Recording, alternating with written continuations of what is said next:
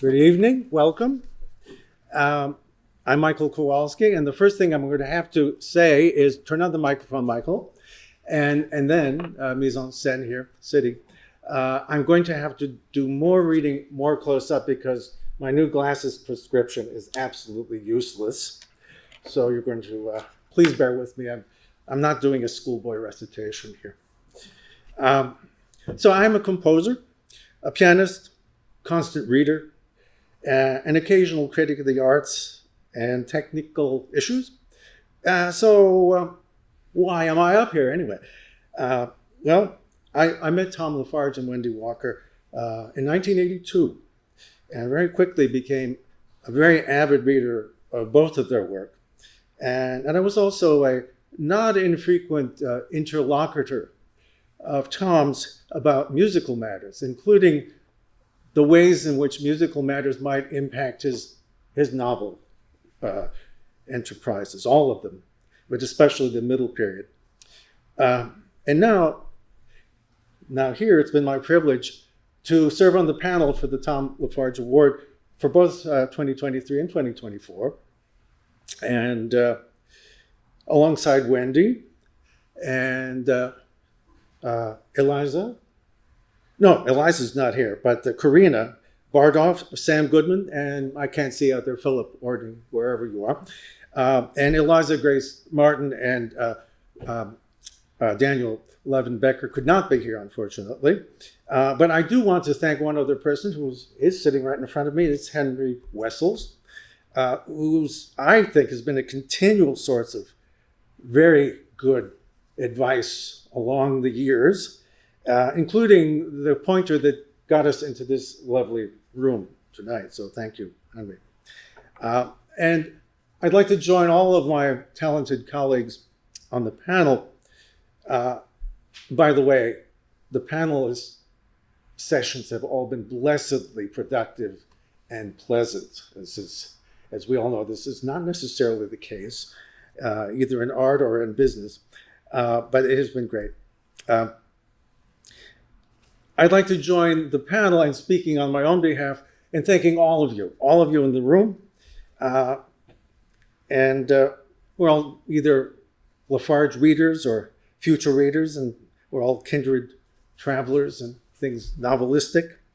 And I know all of you support Tom's writing, teaching, and publishing work, but each one of us in his or her or their own way.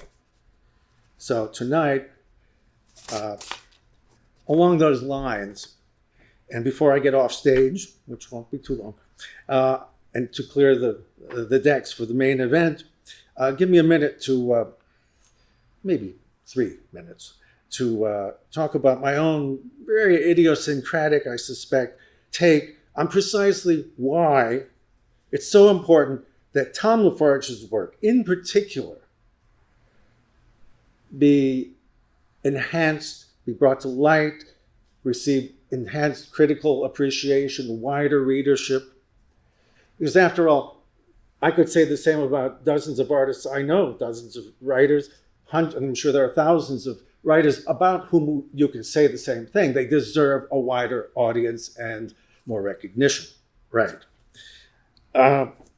So what is it? What makes this special? I'm going to read a little bit here more closely from my prepared remarks. Are we talking here about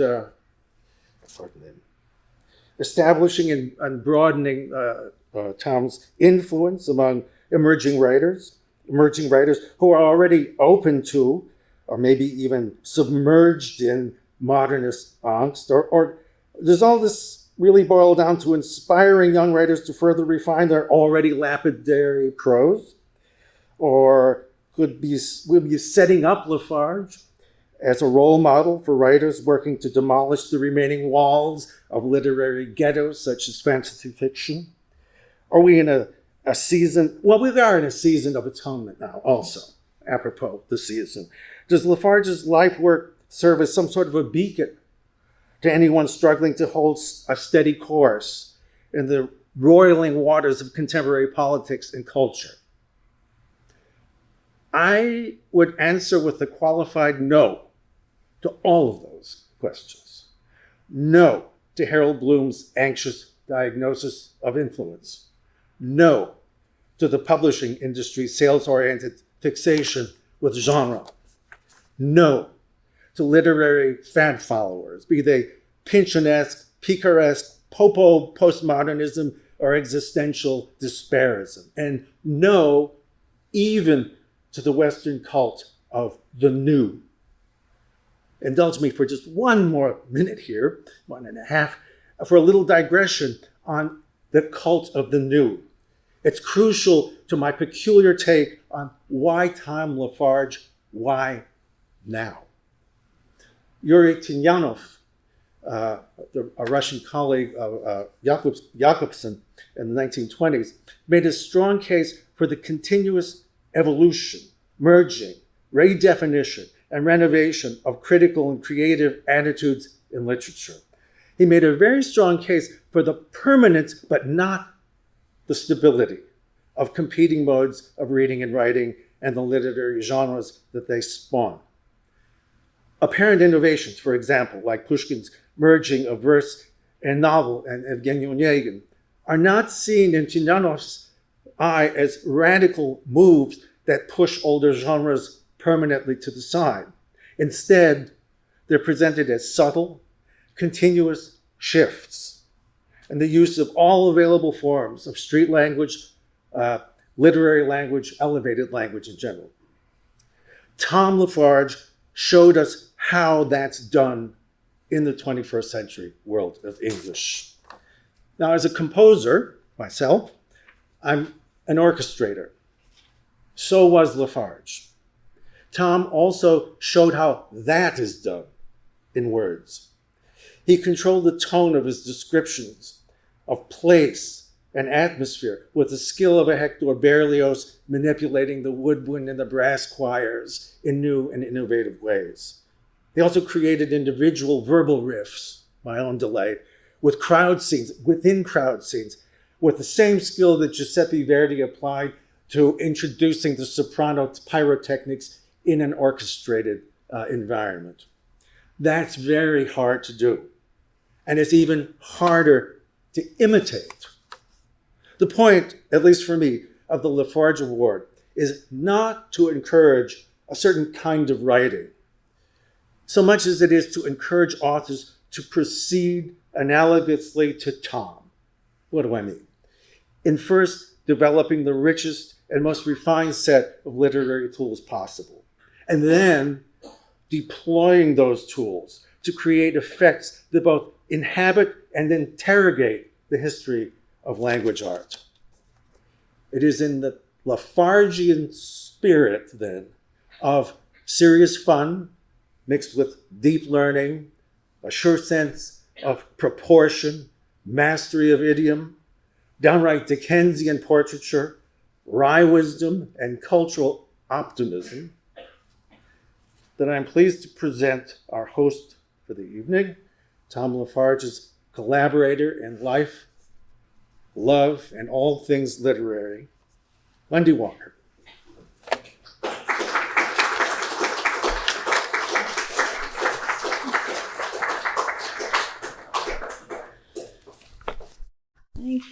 Thank you, Michael. That was extremely perceptive. So, we're here to celebrate Pedro Ponce, and I'm going to, from my notes, talk a little bit about what I perceive in his writing, what strikes me as so interesting. The first thing I noticed were his sentences, wonderful sentences that exhibit all the musical properties of poetry. Assonance, repetition of vowel sounds, alliteration, repetition of consonants at the beginning of words, and consonants, repetition of consonants in the middle of words, onomatopoeia, sound of the words imitating the sound of the thing itself. And it just struck me that this is not a usual thing among young writers. or writers who are emerging to have mastered the logic and the music of the English sentence. There's never anything extra or anything missing in Pedro's sentences, and they kind of work as things that are built from the inside, moving on like pieces of sculpture or architecture.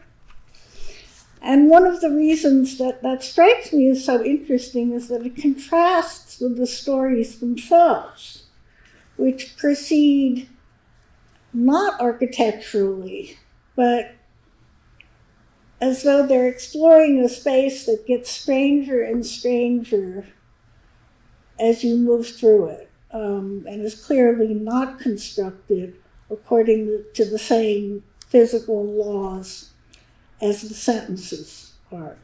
So there's that very interesting contrast between the forms that you're immediately hearing and perceiving and the ones that you become conscious of as the narrative progresses.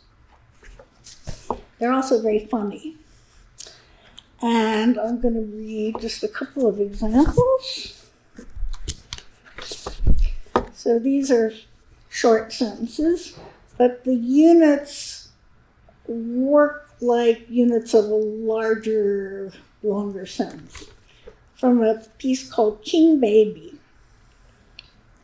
Tuesday was fat. Outside, the gray sky pelted the pavement. Inside, we fished our pockets for drink tickets. All the drinks were named after storms.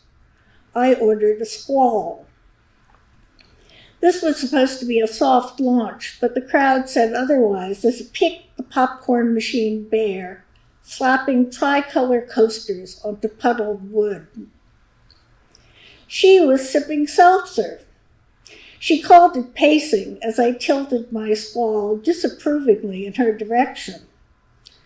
Glitter speckled her arms and shoulders. For weeks after, I would scrape gaudy shards from my face and fingertips. You look lost, she said. I'm not lost, I said. My friends are. We talked over the music. Then we talked under it. And then I'm going to read another little bit, which illustrates, I think, Pedro's attitude towards letters. It's called Secret Satan.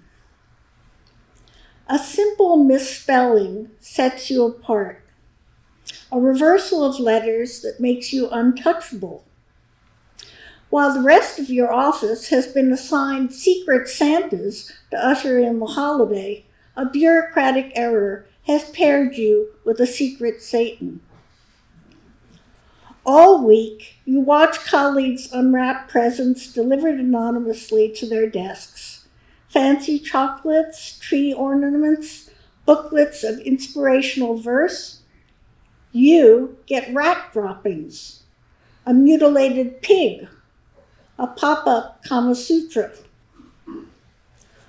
Office equipment begins to act in strange and alarming ways. Your phone will only connect you with sex lines. Efforts to arrange an exorcism are persistently foiled by a breathy voice soliciting credit card numbers. After filling in your desk diary with a carefully enumerated list of tasks, you return from lunch to find the list erased. The slots for the weekend, usually blank, have been helpfully filled out for you. Watch TV, jerk off, go to sleep. A video arrives at your workstation. It is a movie of what life would have been like had you never been born. There is much singing, dancing, drinking, and lovemaking. At the end, when the boy gets the girl and everyone lives happily ever after, you find yourself holding back tears of joy despite yourself. And it goes on. I won't ruin the end for you, but I encourage you to possess yourself of a copy of Alien Autopsy.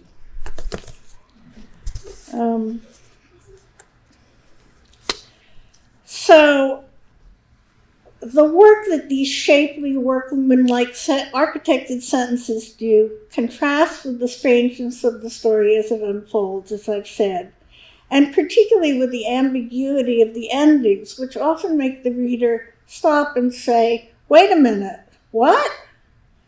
Do I get this? Did I miss something? Is there more than one way to understand this ending? Do I have a choice as to how I understand it? There was a very popular novel some years ago called The French Lieutenant's Woman, which had 2 different endings, and you could decide which one you wanted. And this was very generous on the part of the author, John Files, but somewhat clumsy. I think it's more deft to do what Pedro does, which is to give us more than one possible ending compacted into a single set of words. Like a person's signature, the sentence the person writes is a projection not only of the body but of the psyche. It is perhaps the best abstract expression of the conjunction of those 2 things. I don't know Pedro very well. We met at a literary conference about 15 years ago and had a couple of brief conversations. But I recognize the Pedro that I know, even as I learn more about him from the shape and content of his sentences. They are witty and observant of the world, but carefully constructed so that the deeper meaning they hold builds up as you read on. I would say that his sentences embody a music, architecture being frozen music, so that the pieces build on each other in echoes of sound and meaning. And that's something that I think we should celebrate. And so, if I can find it, let's see. There it is. Pedro. This is the Tom Lafarge Award for this year. Thank you.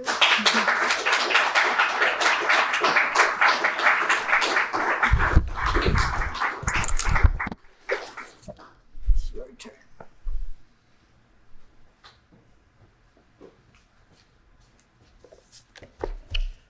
Thank you so much, Wendy. And thank you, Michael, for your opening remarks.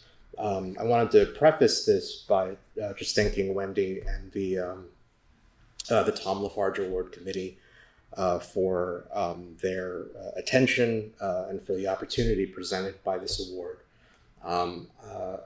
I quit writing about once a year, and usually not too long after I quit, something happens that basically says that I probably shouldn't quit. And in this case, it's this award. So probably won't be the last time I quit writing, but my retirement is further delayed. So thank you for this opportunity, and thank you also all for coming.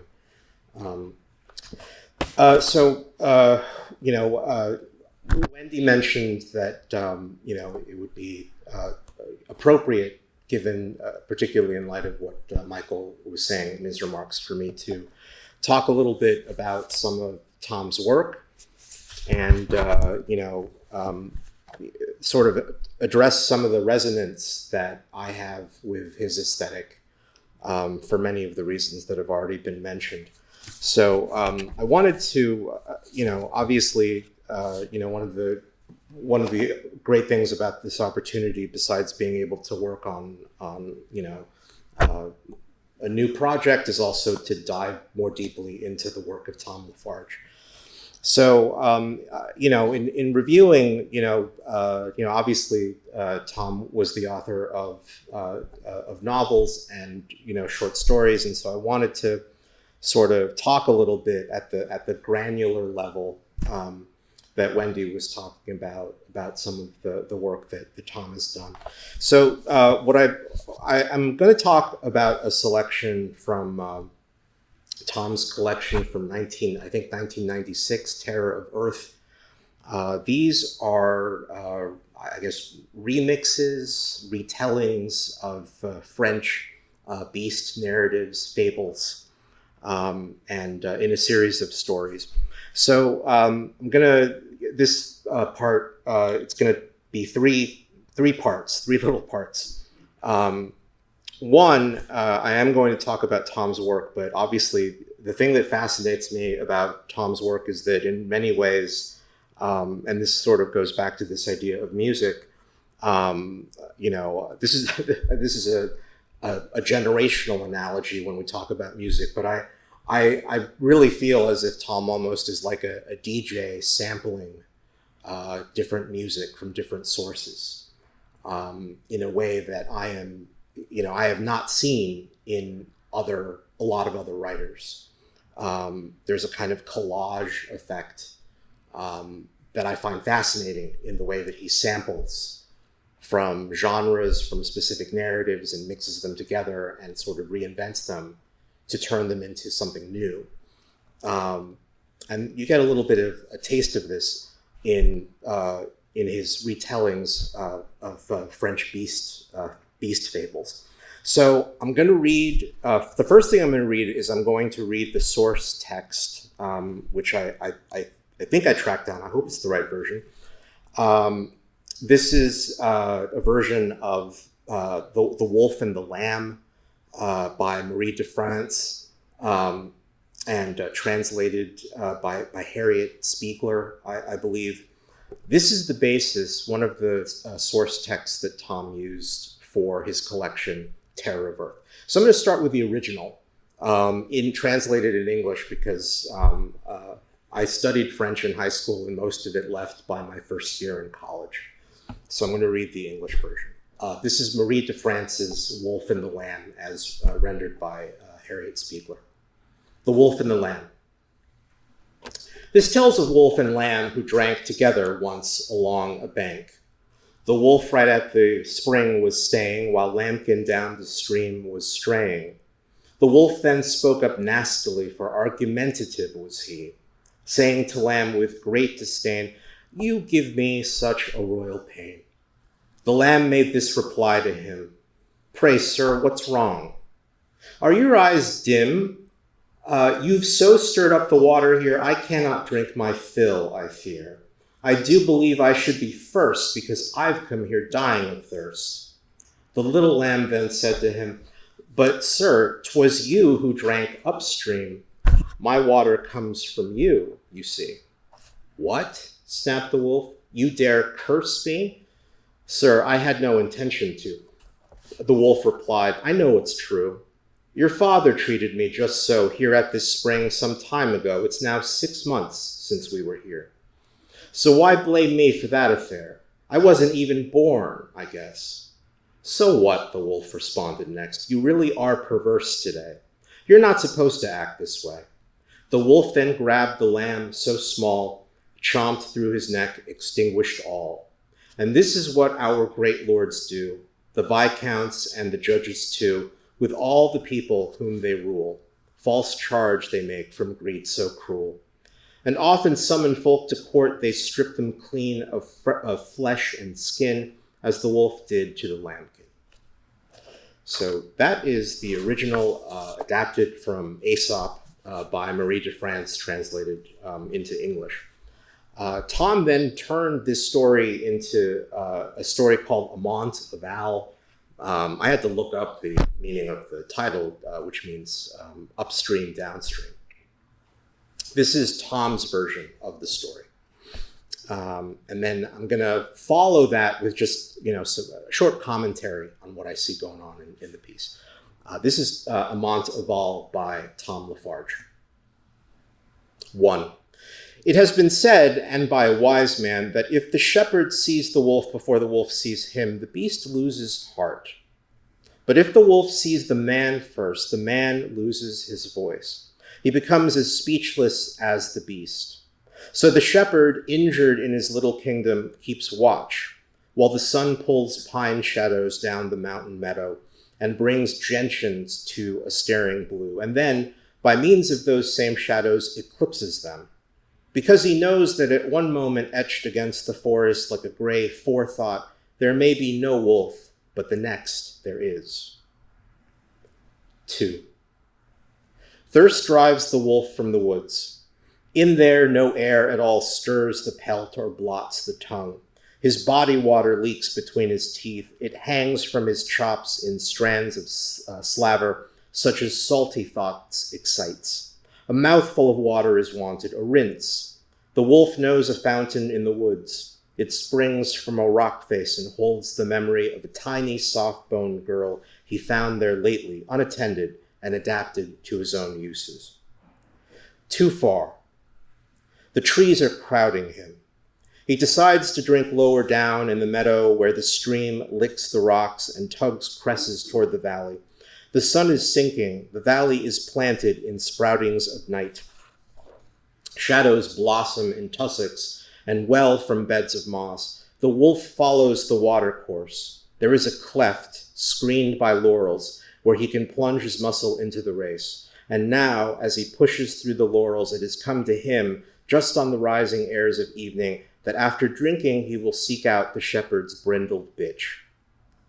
The smell of the bitch is the smell of a wolf, near enough, though overlaid with fumes of sheep. She is constantly rubbing herself. The wolf has seen her do this, rubbing and thrusting herself against their rancid pelts as she bumps them back to the flock. Moreover, she often snaps at them, but never bites them, never kills. She waits by the door for lights and guts to be tossed to her, and sometimes a bone. The bitch also wears the human smell, but in this twilight, entre chien et loup, she is mainly wolf to the wolf. He crouches to drink, but shies back, shaking his head, scattering a dew over glossy leaves. The water is wrong. Something has got into the stream. Not a taste. The water is robbed of any flavor. Nothing has changed in the woods at the spring. The water is cold as ever. It embraces the stones like bending glass. In its endless topple, it throws off bubbles like dusky pearls. Each traps a staring wolf, and these are in motion. The wolf sees it to his horror. The bubbles hurry to the mouth of the cleft. So do the little prisoners in their hundreds. The wolf must run after these dogs' eyes that look to him whichever way the bubbles spin. He follows them out and down. A dozen yards downstream, a lamb is tethered, a very young one. It sprawls on the bank like a light-struck cloud. The sun's last rays, nearly raking the slope, strike fire from brilliance clustered on its muzzle's candor. 3. The stream spills down the mountain. The last warm airs from the bottom crawl up it. The shepherd's bitch, pacing, twines her lead around a hazel trunk downhill, downstream, upwind from the wolf and lamb. She is the next lure, for the shepherd does not mean to take his revenge till the sated wolf has left the bitch belly full of fine, fierce little dogs.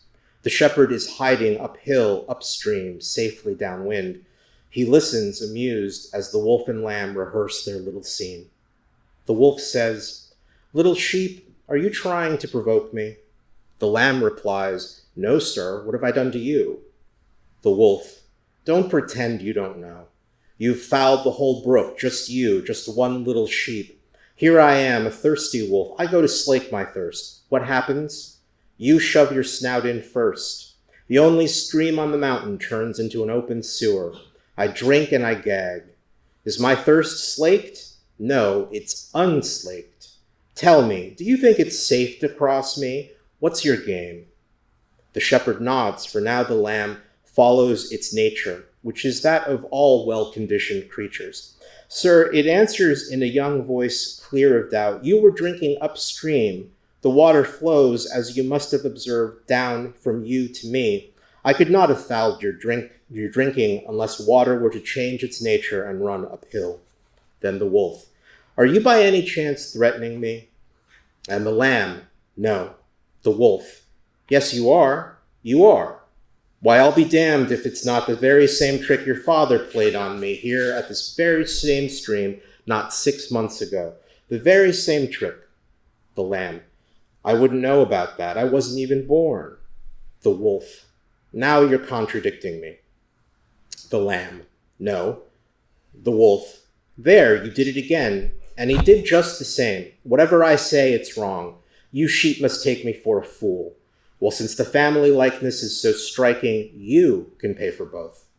Then the shepherd, as he watches the wolf kill the lamb, forms the following reflections, that reason, divine reason, which raises us from the cave and the club, is a tool to any man's hand. And divorce from charity may do great harm, for the malicious never fail to put color of justice upon their most injurious acts. So the Lord Christ himself, the Paschal Lamb, was slaughtered in due form by the wolves from the temple. The shepherd readies his wood axe. 4. The bitch's wolfish spice rides up on the valley's breath, which also reeks of mowing and ox sweat. The wolf opens his nares to smell. He has tattered the lamb's flesh, but eaten none. The head is all but off. He was worried its throat so, hunting for the flavor of its life. The head is all but off, but he has worried its throat so, hunting for the flavor of its life. Now the rage has left him, but when he drinks, the bubbles still disquiet him, the way they travel down. The sun is in back of the mountain. The forest wall is closed. In tricky twilight, the wolf follows his nose to the hazel copse. Now he covers her. With a shudder, he sets free the hungry pack. Now a cold air, rilling down the slope, fingers his fur. And then sheep stink, tang of oiled metal, behind these as if hiding the ghostly human with. Trapped by the loins, the wolf twists and sees the raised arms, the bunched fleece, the blued arc of the falling blade, sees, gleaming through hair, bared teeth, and the eye that saw him first. Then, as by law, the wolf loses heart. So I wrote a response, appreciation of the story, and here it is. My introduction to Aesop was through a large picture book that, as I recall, had a vaguely medicinal smell. The animals were the best part, talking, scheming, belittling the human characters. It was easy to resent the moral of the story, which never failed to sterilize the narrative world with its pedantry and condescension. The smell of Tom Lafarge's Amant Aval is anything but medicinal, and I'm sure the reader I was would approve. The fabulism of the talking animal story is given an unsettling texture. The animals are animals, with uncanny anatomies that elude the anthropomorphizing frame of the original. He accepts the role of the villain, but it's clear that he will not stay, the wolf that is, the wolf accepts the role of the villain, but it's clear that he will not stay for the curtain call if it means missing a date with the shepherd's dog. The wolf is also fearful, a fear evoked through the story's striking natural imagery. Seeing the bubbles in a stream as eyes that reflect back hundreds of other wolves, is perhaps the closest we will get to an animal's perception of the world until our AI overlords achieve singularity. Like any good retelling, we aren't sure who to root for. Marie de France's Lamb is well-conditioned. It rehearses a scene for the shepherd who is both audience and stage manager. What does Lafarge mean by well-conditioned? Docile and solicitous, even when confronted by a predator, or knowingly part of its master's plan, even to the point of sacrificing itself? The language casts shadows, just as those silhouetted pines pulled down the mountain in the opening scene. The moral of the story is narrated at roughly the same time as in the original, but the story continues as if Lafarge decided to keep the camera rolling on his narrative tableau. The lamb is a corpse, but the wolf resumes his natural character, an actor between roles. Now he can enjoy himself, or so he thinks. His instincts are just more material for the shepherd to exploit, which the wolf does not discover until the very last sentence. The fable externalizes human agency, using animals to explain to us that this is just the way it is. Lafarge recovers this agency in order to ask the reader why. I was perhaps a bit too harsh about the moral of the story. That's in the original fable. Maybe the frame of the lesson is not intended to be pedantic or disruptive. Maybe it's all that we can do to forestall the silence of the shepherd. Thank you.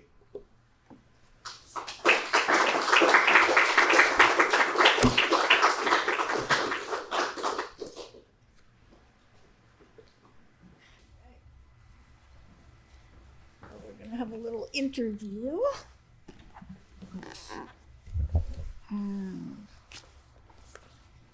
Does this work? Yes. Okay. So one of the things that Pedro does, and Tom also did, is teach, and devotes a great deal of his time and energy to teaching. So I would like to ask you, because there are people in the audience here who teach and write, how do you experience the life of a teacher and a writer? Do you find that they help each other, hinder each other? Thank you. The short answer is that it's a process. It's all a process. I know colleagues that make the teaching and the writing life work beautifully together, and they're very productive. I'm not one of those people. And I used to beat myself up about how I have a hard time making those two parts of my brain work together. But over time, I just realized that it's my process. Like, in order for me to enter, Wendy, you were talking earlier about the kind of the strangeness of some of the stories of what goes on. And for me to enter into that headspace, I have to step outside the classroom. So I don't judge myself. It's just part of my process that I need to sort of separate those two things. Part of it is, the challenge for me is that as a teacher, I can't speak for the rest of you, but as a teacher, so much of what we do in talking about writing is explication, explanation, interpretation, which is important so that students can understand how a story works and why we do what we do. But at a certain point, and I even reach this point with my more advanced students, there's only so much craft. Yes, craft can be taught, but in order for us to continue doing what we do as writers, that craft, there's kind of a margin that we always go beyond what craft can do, what sort of other writers can do, and that's part of invention. That's why people continue to write books and continue to read stories. It's because they're trying to find something that hasn't been done before. So at some point, even though the language and of the discipline of my teaching is all about explanation, explication, at some point I think the explaining has to stop in order for you to sort of see into something new, into something, or see into yourself. Ultimately at the end of the day, when I work, what I want for my students is what I try for myself, which is, finding your own individual process and your voice. And you can't find that if you're sort of crowded, if your sort of practice and your thinking is crowded by other voices. They're helpful up to a certain point, but at some point, the work of the writer is isolating. People need that isolation. And for me, I've always found that to be, there are times when I'm a teacher, and I think that that's important. It's exciting to sort of introduce students to fiction that has, moved me and, compelled me and made me want to read and write. But in order for me to write, I need to separate myself from that. And again, you know, I don't judge myself for that. It's just part of my personal process. Yeah, so you've used writing fiction as a way of reaching out into the unknown and a way of exploring the unknown. I wonder if you've heard of people encouraging students to use it that way? Does that ever happen? I think it's starting to. Mm-hmm. And I think when I was in graduate school, you could not find anyone talking about genre fiction. Mm-hmm. There was no. I had to read Paul Auster's New York trilogy on my own because they weren't assigning it. They were assigning, you know, John Cheever and you know, Grace Paley. And again, nothing wrong with those writers, but I didn't have an affinity with them. It took me a lot longer for me to find my place because so much of the curriculum in my early graduate education was, you know, realism from a certain standpoint. That's changing. I think that there's a much more openness to speculative and intergenre curriculums, and that's really exciting and gratifying. I wish, particularly at the graduate level, that more of that was not market driven. I think a lot of the reason why a lot of graduate programs are sort of jumping on the genre bandwagon is because they can sort of market themselves to people that write genre. And again, you know, I'm very open with my students, and I say, listen, you can write in any genre you want. It's not about a particular genre, but I think it's more, in some cases, this the variety that you see now in graduate programs is motivated a lot by the desire to publish, as opposed to really exploring from a, you know, aesthetic standpoint, what happens when we tell a detective story in an experimental way? What happens if we combine the noir detective story with a science fiction? But regardless of the ultimate motivation, I think it is good that we're starting to see that. I see that more at the graduate level. I'm not seeing that so much at the undergraduate level, but I mean, I think that there's definitely space for that. I'd like to invite you to ask questions. Does anybody have one?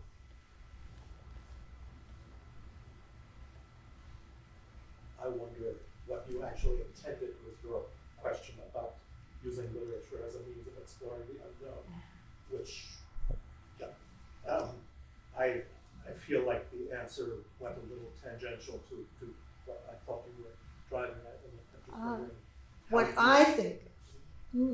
Well, Can you repeat the question? could you repeat it? Here, take I this. took Wendy's question to have a different motivation. I understood her to be asking if within the writing teaching community there are proponents of using literature as a means of exploring the unknown, which could mean any number of things, of course. And I just wonder what she imagines in general as how that might be done, what it might mean, what the unknown is from your point of view. I mean, I know writers who claim that that's what motivates them, or at least to the extent of saying, I write in order to find out what I think. Implying that they don't know what they think until they're ready. Right. Now, I can also see a sort of larger, more structural meaning for that, exploring the unknown as an approach. And I wonder how you both intended and how you think about it. Yeah, well, for me, I think the most exciting things that I've written were things where I set up a structure to ask a question and had no idea how it was going to turn out or work, but I just followed out the structure, according to the demands that it made upon me, whether they were narrative or poetic or whatever, and just found myself going, to places that were completely new to me, and I think new to other people also. Yeah. So that's certainly an unknown. Yeah. A kind of ad hoc unknown, maybe, but it always implies that you kind of know something about what. It's like when Kierkegaard talked about imagine a kingdom that you're not permitted to enter, but you can explore the bounds of it and imagine and exert whatever ratiocinative forces you're empowered with to conceive it somehow. Mm-hmm. Surely you're closer to that unknown thing than after exerting these efforts than you have been at the beginning. Sure. So in a sense, that implies that you do already know something. Yeah. about the unknown. So I was kind of wondering, and you've answered that to some appreciable extent. Well, just to give it, from my own work, how a rose experiences the world, or thinks, right. So that would be Uh-huh. one of the more, the people have liked in my work. A remarkable question to Oh, Do you have another answer? I mean, I think, again, this is just my own understanding. If I'm understanding the spirit of the question, I don't see a lot of exploration of the unknown in the way people think about writing. My understanding is that, and this is where we sort of get into the connection of the purpose of writing. I think a lot of people are turning to literature for answers on a number of different levels. A lot of the speculative fiction, so-called cli-fi, is trying to, come up with things to kind of, deal with climate change or things like that. But I think that a lot of, I think the unknown is really obviously really scary. There's nothing particularly provocative about that. But I think that it would be interesting. I wouldn't mind. I wouldn't mind seeing, even within some of the speculative fiction that I read sometimes, I feel almost as if you already know the answer. I don't see as many, sort of people actually going into that unknown, whether it's just sort of crossing into another perspective or really just sort of discovering something. I think some of it is this concern is that, people are looking for answers. Right. Whatever those questions are, they're looking for answers and they turn to literature for it. But it's unusual when I see, people really wrestling with the unknown. I mean, the closest I could sort of come to something like that would be the work of David Oley, who, his work, I don't even pretend to understand what goes on, but it's like this alternate universe type of thing. All of his books take place in this bizarre, maybe it's the future, maybe it's the past version of America, and there are these little allusions to familiar history. But I mean, it's fascinating. And he sort of is stumbling onto these, he's building a world in every book. And it feels like he's discovering something on every page and the reader is alongside with him.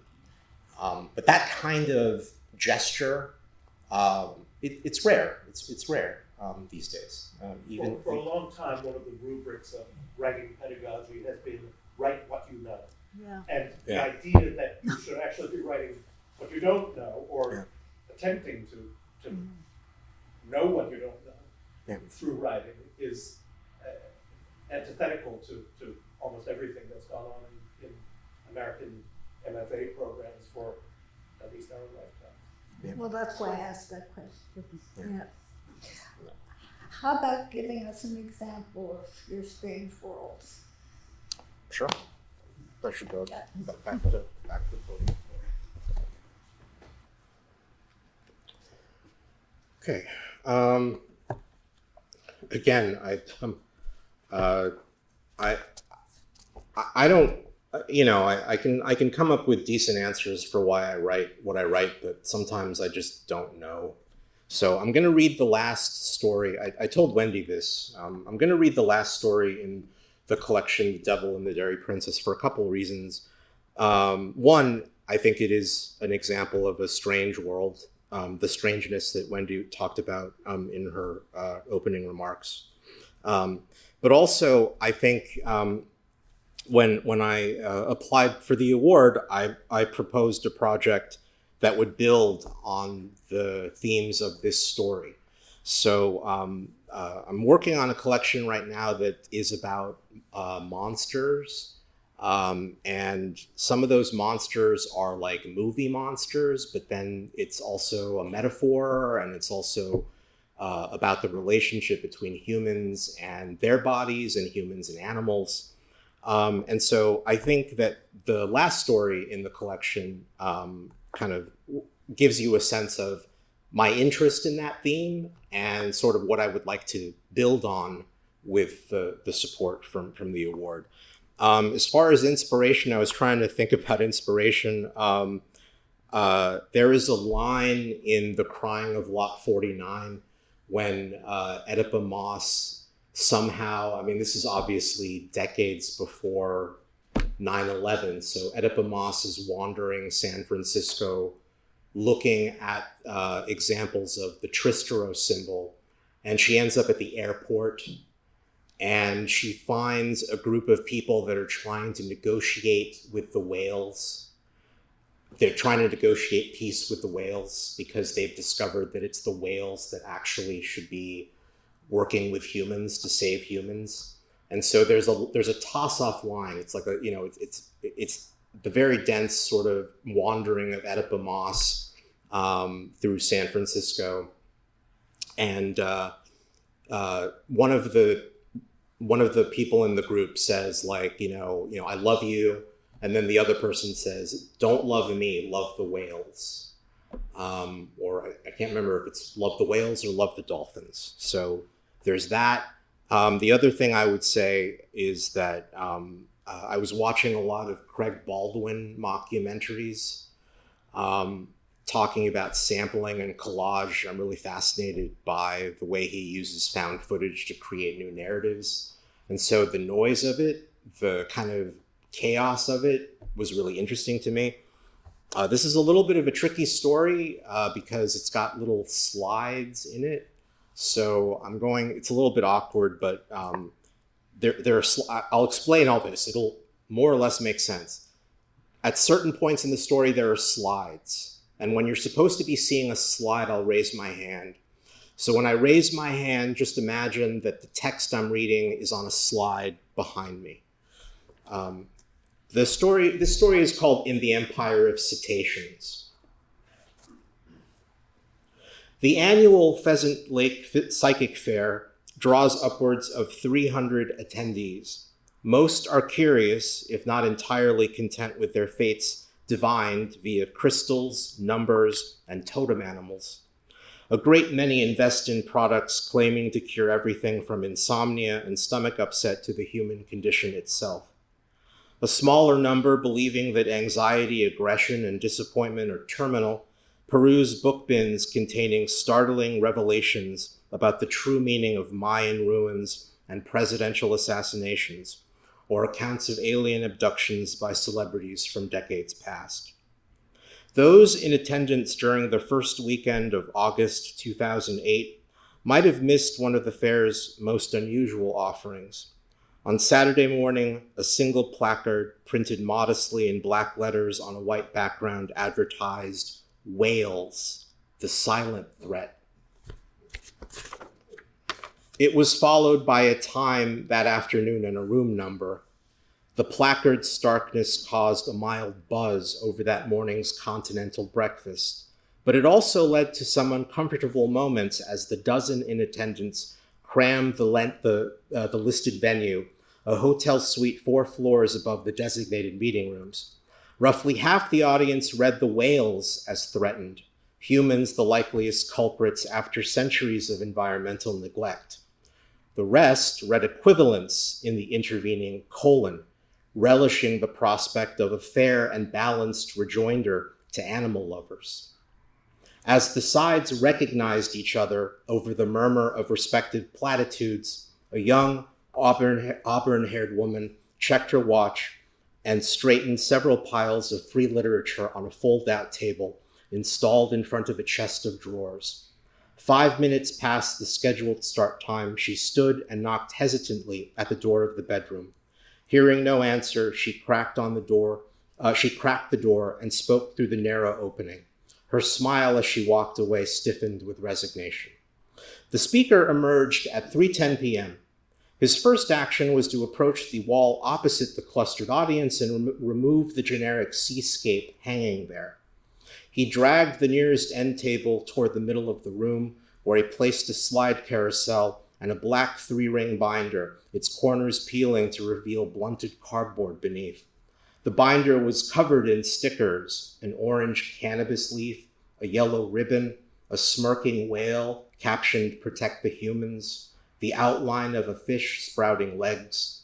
The speaker was well dressed in a jacket and tie, but still managed to look slovenly. Pale flecks speckled his lapels. The first slide clicked into place. Mixed messages. The speaker cleared his throat and took a sip of bottled water. Mixed messages, he repeated in a voice that aspired to bass but just managed to avoid helium-induced caricature. If you take one thing away from all this, remember, mixed messages.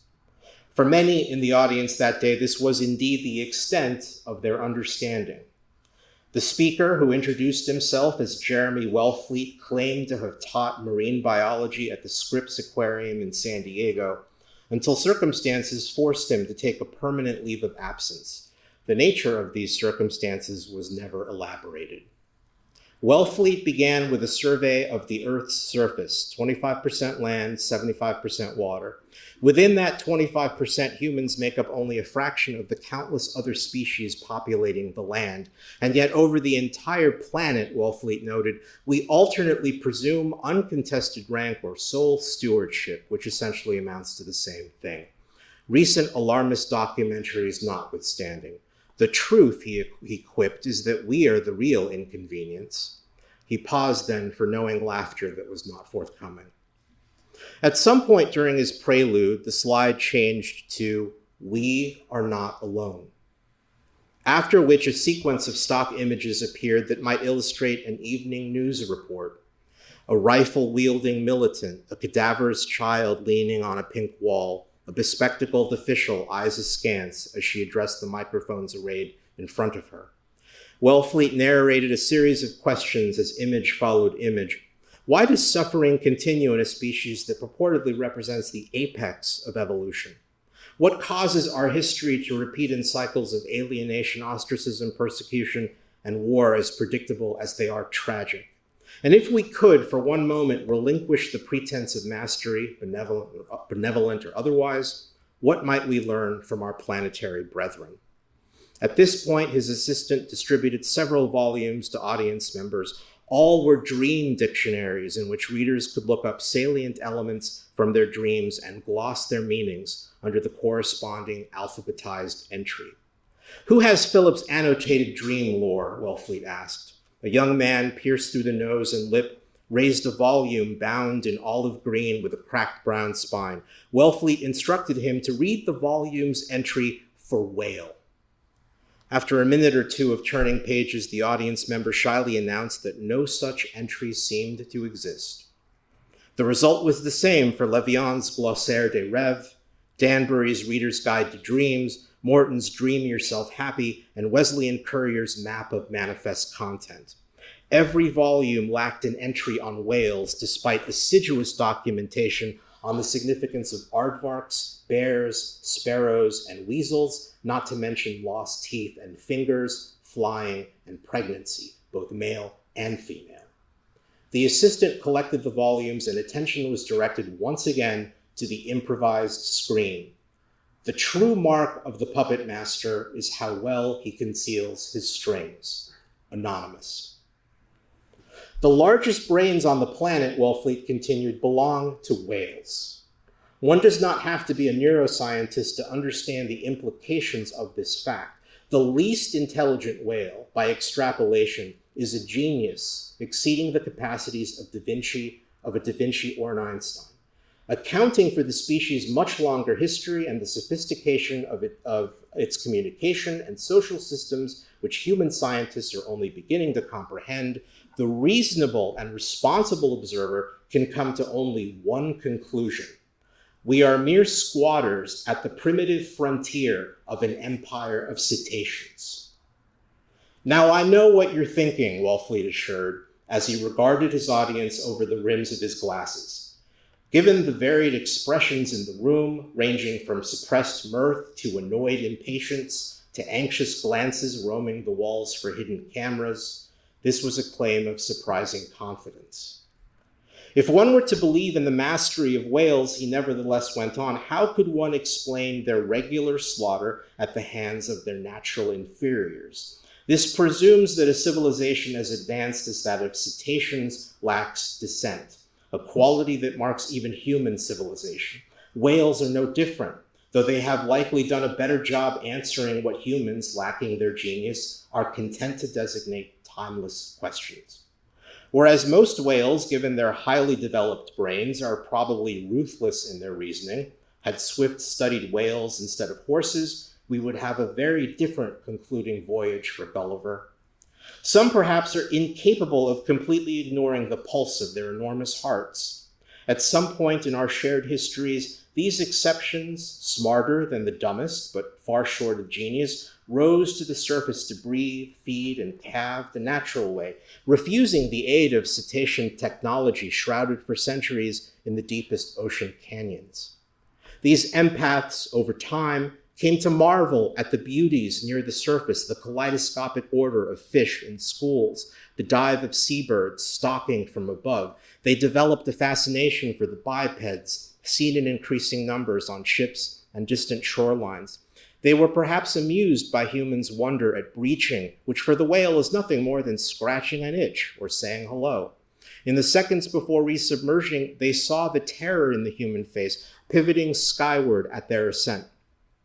The more sensitive whales developed tenderness for the surface dwellers. They were rewarded with spears and live dissection. Nevertheless, the whale was not to be pitied for its curiosity and compassion. The whales we often see hunted and butchered on posters and during protests are only a small minority. Numbers suggesting endangered status are highly suspect given the whale's propensity for stealth. Hold on, said a skeptic leaning forward in her seat. I have a hard time imagining how even a single whale, much less an entire civilization, can hide, as it were, in plain sight. The room rippled with laughter and murmured assent. The auburn-haired assistant said something under her breath and continued to dab at the crossword folded discreetly on her lap. Wellfleet smiled as if the skeptic had just landed into his trap. The carousel turned to the next slide. Aliens in our midst. The subsequent slide featured the iconic image of alien life reported in countless abduction narratives and recycled on film and television. A bulbous gray head over an infantile body, the limbs hanging feebly like flippers. Wellfleet reassured the audience that he was not about to begin fulminating on an alien conspiracy that somehow brought his disparate points together. This isn't the movies, he said, if only things were that simple or that complicated. According to Wellfleet, the only aliens that actually existed, within the constraints of human consciousness at any rate, were terrestrial. He forwarded the carousel with a flourish. The alien was now superimposed onto an anatomical diagram of a sperm whale, its enormous brain centered behind the alien's dark eye holes. A humpback came next, its flippers aligned with the alien's feathery hand. Then came an orca, a beluga, and a narwhal, captioned by an anonymous eyewitness. I was then probed for an indeterminate number of hours before I was released. As the alien craft took off, it left a broad blue streak in the sky that rippled like water. Why were whales abducting humans and planting false memories of extraterrestrial excursions? Why were they indulging our false mastery of the planet by assuming the status of endangered species?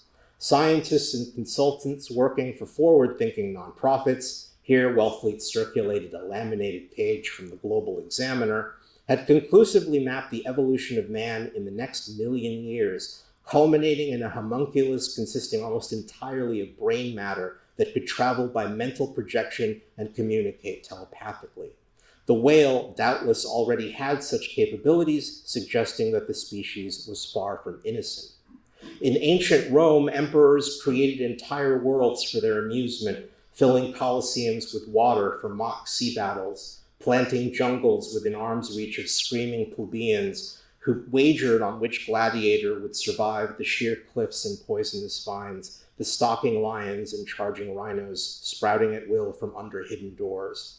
At birth, the human body reveals a marvelous possibility, 25% solid, 75% water, the same proportion that gave rise to the planet's real masters, who perhaps used the same formula to mark our species as its own creation.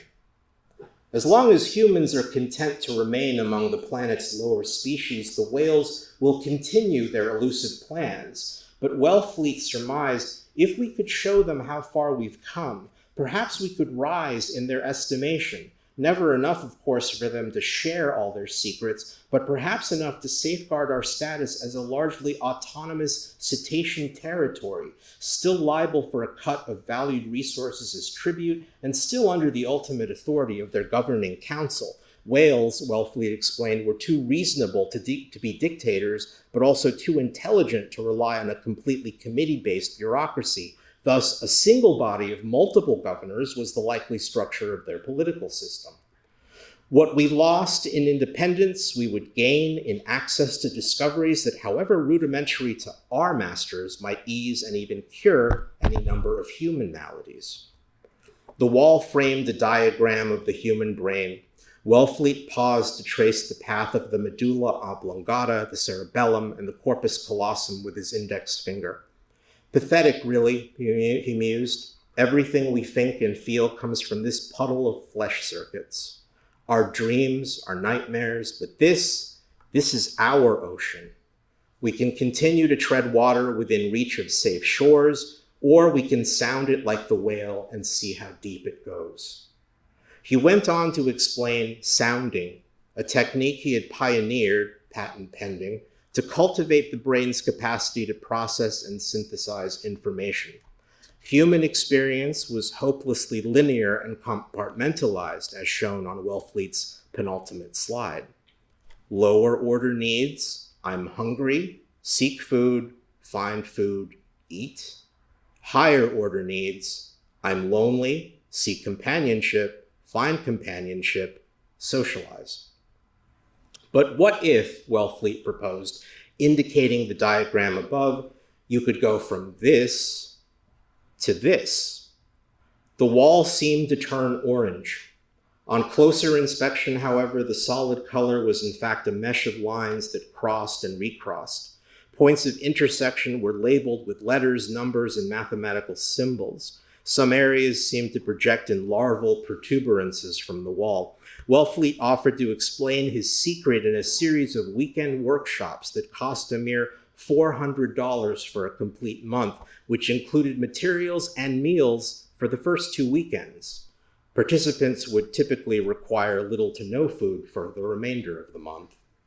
A handful remained to browse the literature table. The following November, a jogger awoke for his usual early morning run along the shore of Easton Bay, Maryland.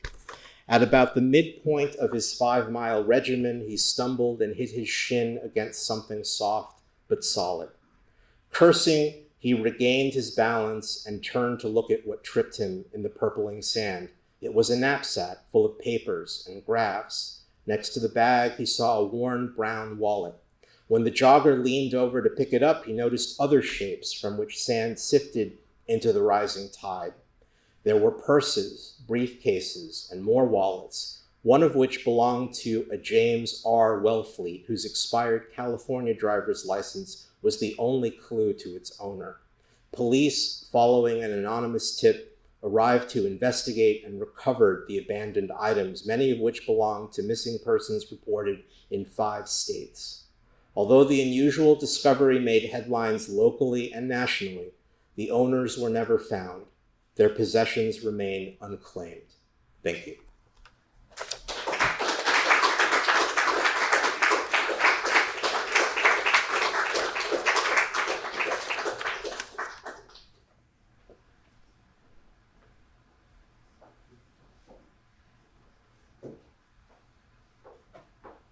Well,